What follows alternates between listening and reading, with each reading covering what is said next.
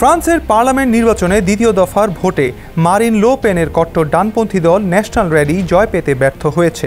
এতে স্বস্তির নিঃশ্বাস ফেলছে ফ্রান্সের অনেক মিত্র দেশ। তারা মনে করছে এর মধ্য দিয়ে সবচেয়ে বাজে পরিস্থিতি অন্তত এড়ানো গেছে। ন্যাশনাল র্যালি নির্বাচনে সর্বোচ্চ আসন পাবে বলে ধারণা করা হচ্ছিল, কিন্তু শেষ পর্যন্ত তা হয়নি। তেমনটা ঘটলে দ্বিতীয় বিশ্বযুদ্ধের পর প্রথম কোনো কট্টর ডানপন্থী দল ফ্রান্সে সরকার গঠনের সুযোগ পেত। তারা সরকার গঠন করলে দেশটির অর্থনৈতিক ও বৈদেশিক নীতিতে বড় পরিবর্তন আসত। নির্বাচনে সবচেয়ে বেশি আসন পাচ্ছে বামপন্থীদের জোট New Popular Front. President Emmanuel Macron জোট দ্বিতীয় স্থান পাচ্ছে, আর ন্যাশনাল র্যালি পাচ্ছে তৃতীয় স্থান। 250-টিরও বেশি ডিজাইন অপশন নিয়ে ওয়ালটন স্মার্ট ফ্রিজ, বোঝে আপনার প্রয়োজন। নির্বাচনে কোনো দল একক সংখ্যাগরিষ্ঠতা পায়নি, ফলে একটি ঝুলন্ত পার্লামেন্ট পাচ্ছে ফ্রান্স। এ নিয়ে ফ্রান্সের মিত্রদের মধ্যে উদ্বেগ আছে।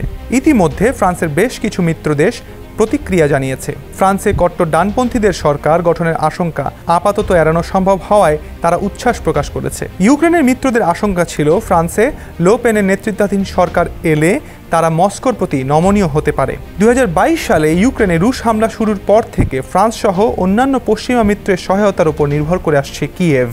লো পেন সরকার গঠন করলে এই সহায়তা কমিয়ে দিতে পারেন বলে আশঙ্কা করা হচ্ছিল, যদিও সম্প্রতি তার দল রাশিয়াকে হুমকি বলে আখ্যা দেয়।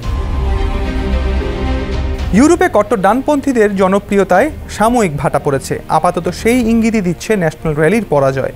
এখন নতুন সরকার গঠনের কাজটি মোটেই সহজ হবে না, বরং জোট সরকার গঠন দেশটির রাজনীতিকে অস্থিতিশীলতার দিকে ঠেলে দিতে পারে। নির্বাচনে তিন পক্ষের কেউই প্রয়োজনীয় সংখ্যাগরিষ্ঠতা পায়নি। এই তিন পক্ষের একসঙ্গে কাজ করারও ইতিহাস নেই। এমন অবস্থায় দেশটি একটি ঝুলন্ত পার্লামেন্ট পাওয়ার পথে রয়েছে। আন্তর্জাতিক এমন আরও সংবাদ পেতে ভিজিট করতে পারেন সমকাল.com। সেই সাথে সাবস্ক্রাইব করতে পারেন সমকাল ইউটিউব চ্যানেল এবং ফলো করতে পারেন সমকাল ফেসবুক পেজ।